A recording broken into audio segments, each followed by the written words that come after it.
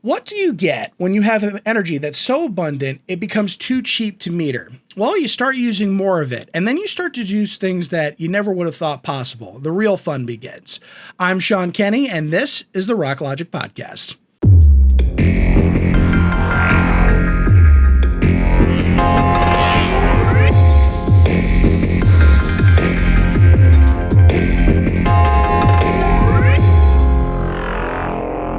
Hello, everyone, and welcome to part 3 of the Thorium episode of the Rock Logic Podcast. I am very excited today because I get to talk about one of my favorite subjects. Now, of course, I've done nothing but that in the last 2 parts. But just as a quick recap, part 1, we discussed thorium as this revolutionary fuel and why it's so awesome and amazing and wonderful. Part 2, we talked about the molten salt reactor and why it's superior to what we currently have today. Part 3, I'm going to be basically doing nothing but talking about what you can do. I'm going to be asking what happens when you take a perfectly good energy source and a really efficient energy technology and you mold them together. Well, you have energy that's so cheap that you can just use more of it. And when you use more energy, you tend to do things that you just wouldn't have used in other industrial processes. So today, just to put things in context, for those of you who don't know, we mainly use fossil fuels to produce the majority of the energy that we use. And though we can admit that it has provided a standard of living in the Western world that we can all be proud of, unfortunately, it comes with a lot of negative side effects, pollutions, terrible emissions, ocean acidification, things of that nature. Currently, we're talking and having a conversation about using renewables, things like wind and solar. I personally have worked in the renewable sector, and I know for a fact that unfortunately, though there is a lot of promise to solar, you really can't really run it or have it take over the entire economy without a significant increase in subsidies or an implementation of a carbon tax of some sort. And on top of that, it's incredibly intermittent. We live on a planet that rotates on its axis. We have to implement mass energy storage. So there's a lot of shortcomings when it comes to renewables. What's great about the molten salt reactor, and just to put up a scenario here, let's just assume for a moment that we have adopted the molten salt reactor and thorium as the energy source of the future. What happens to fossil fuels? What happens to renewables? Well, the funny thing about this, and one of the things that I love about this energy source so much, is not so much that it could replace everything like coal, like gas, like oil, like renewables, and just do the job perfectly without fail.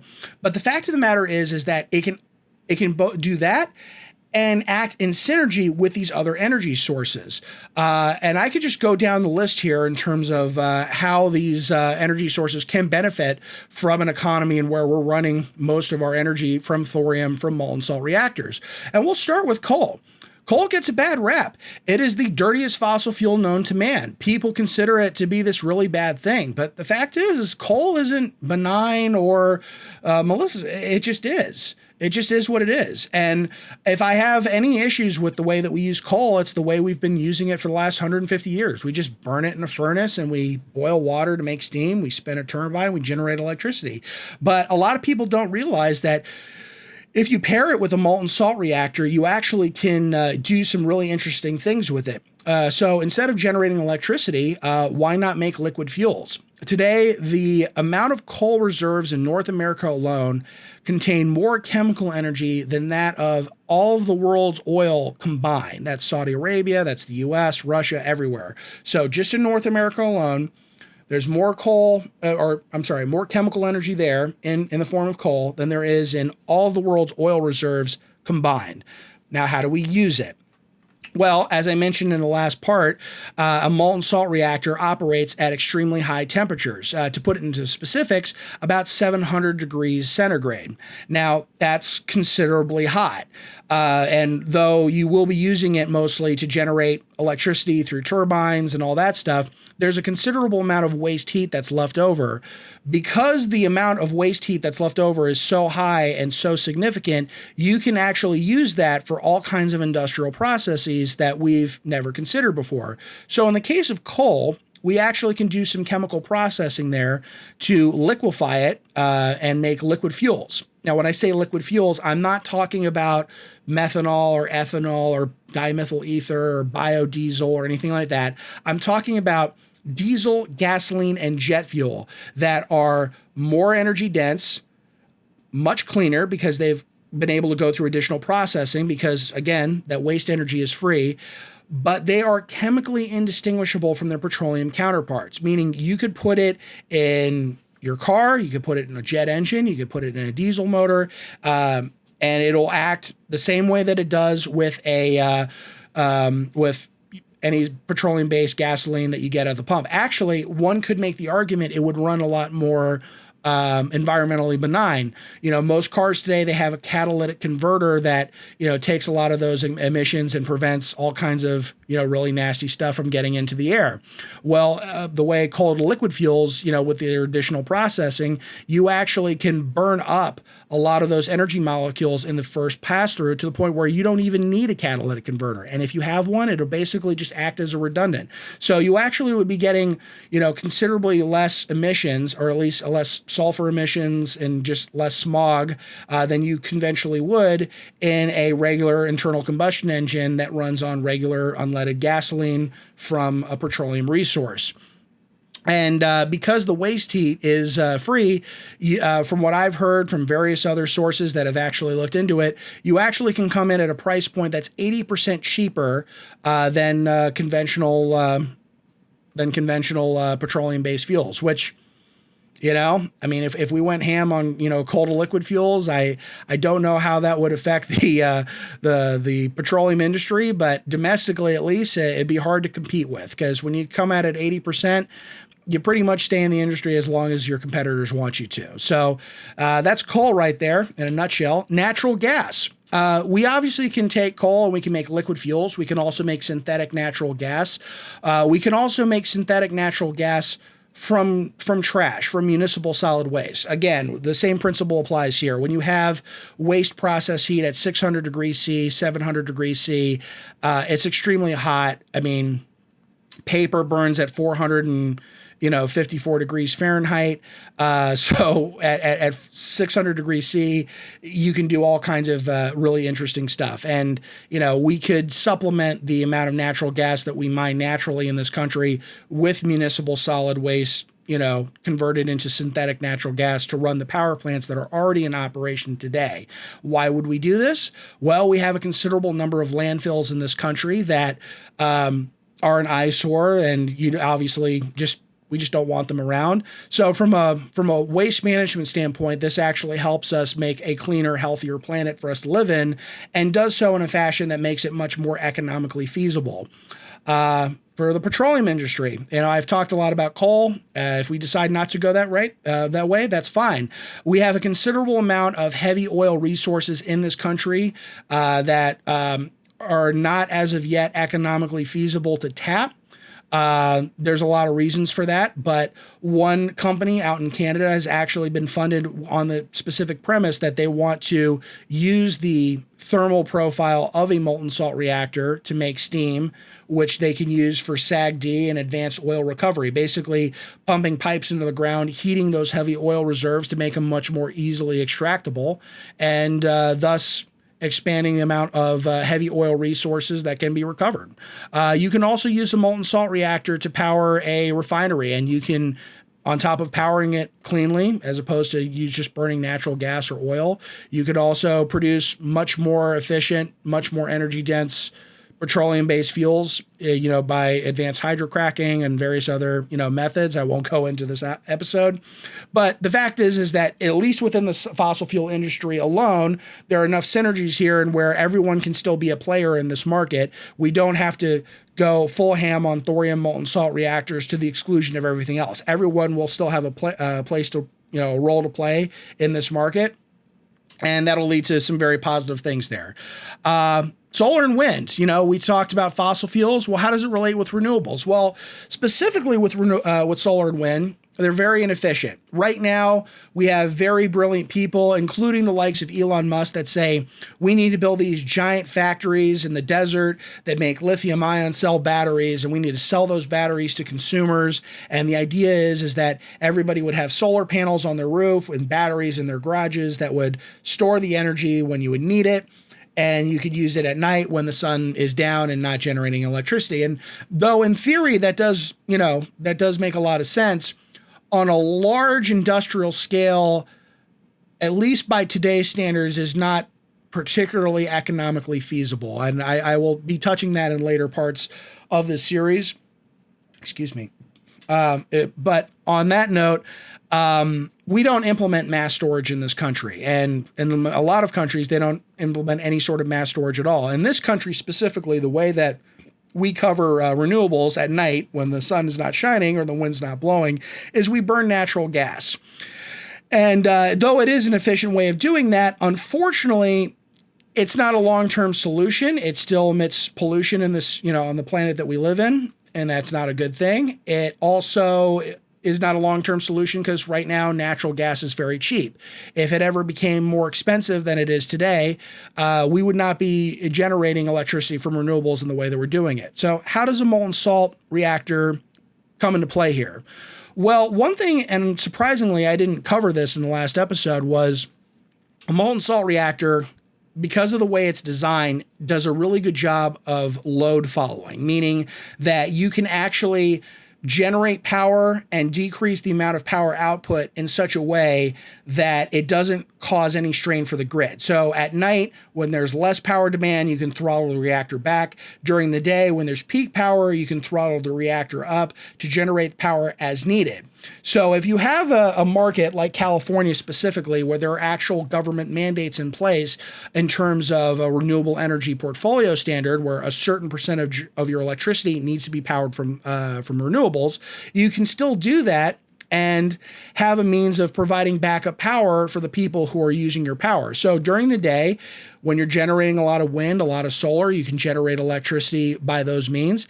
And when there's a lag in production output, you can just, you can just throttle up the power on your molten salt reactor to cover the load.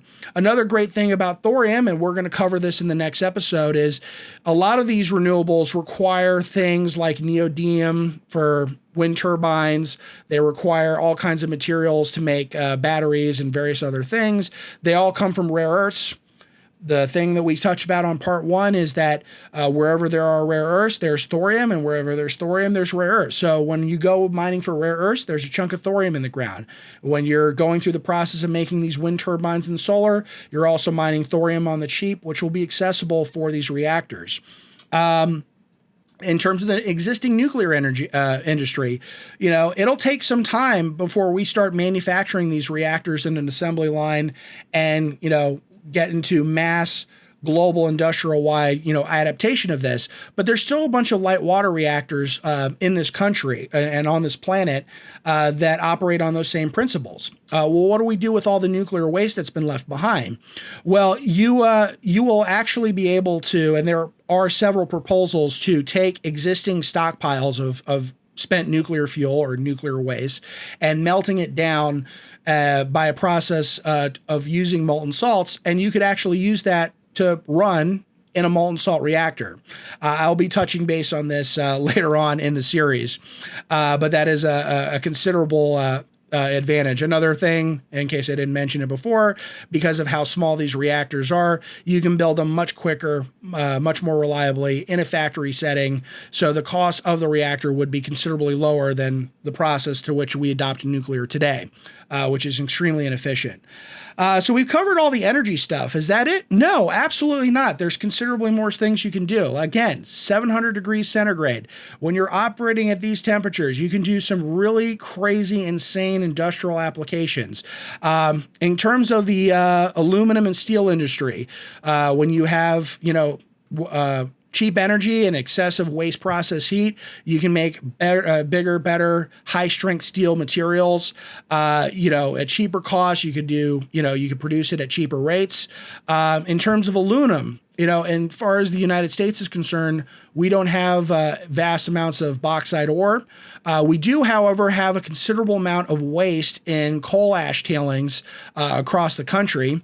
And those coal ash tailings have a number of other resources, such as aluminum oxide. When you have an energy source that's cheap enough to where it's economically feasible to extract it, you can take the aluminum oxide from these waste dumps, and you can use the aluminum for various things. Imagine a world in where aluminum becomes so abundant that it becomes, much cheaper to make cars out of it. You have lighter weight cars, which in turn means more efficient electric vehicles, more efficient gas-powered vehicles. So it's a win-win for everybody. Water. I live here in California. We have a big problem here with droughts, and we have a big problem in terms of access to fresh water. One thing that was envisioned back in the 1960s by the original inventor was to live in a world in where we would have these power plants operating on coastal sites, and we'd be generating electricity all day, all night long, and the waste heat generated would be used to desalinate massive amounts of water. There are several processes to making desalinated water, but when energy cost doesn't come into play, you can use procedures that produce far less brine and have a lot less environmental waste as a result of it. So if you like clean drinking water and cheap, clean electricity, that's another fun thing. Medical isotopes, we kind of touch base on this. I have a little experience with this because I worked for a company that talked about medical isotopes, and I'll definitely cover this later on in the series. But we have a shortfall in terms of various medical isotopes that are needed in various diagnostic procedures in the country. We use molybdenum-99 for X-rays, for doing chest X-rays, for heart examinations, and various other things. It's exceptionally rare. So one thing that's nice about a molten salt reactor, particularly one that uses thorium, is you actually can produce a lot of these materials in common usage to the point where they're just so cheap that they're readily accessible in every hospital around the country. Same goes for bismuth-213, which scientists have used in various experimental treatments in terms of targeted alpha therapy to cure various forms of dispersed cancers, which if we're living in a world where we cure cancer, or at least most of them, I'd say that's a good future to live in. And then going into the really crazy stuff and stuff that I haven't even touched in any of the episodes, thorium could be used in terms of space exploration. Right now, NASA, the way they do deep space exploration with their robotics program, specifically with the Mars Curiosity rover and things of that sort, is they have these machines. They're radioisotopic thermal generators that use plutonium-238 and the decay of said material to power said things. Why would you need that? Well, when you're going to places like Mars or in deep space like Saturn, where you don't have as much solar output, you need a very compact form of energy to generate electricity. With plutonium-238, you can do that, but as with the medical isotopes and some of the other stuff that we've talked about, plutonium-238 is exceptionally rare, and it's not in common supplies. We've used most of our existing stockpiles, and we've bought some from the Russians, but we don't have a lot of it.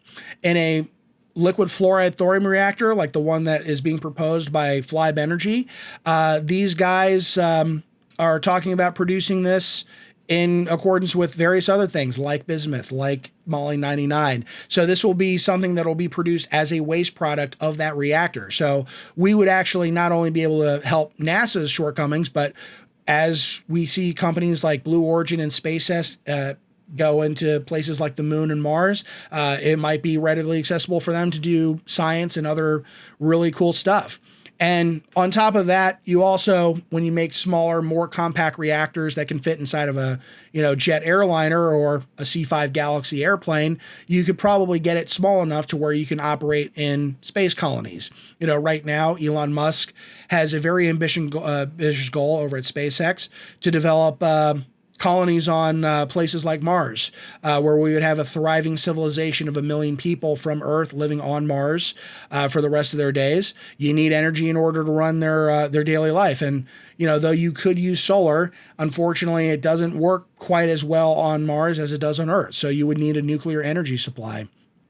And that kind of just to wrap things up, I mean, honestly, I could go on all day about this, but those are just some of the applications that can be used in a world in where we have cheap and abundant energy that's readily accessible for the global population.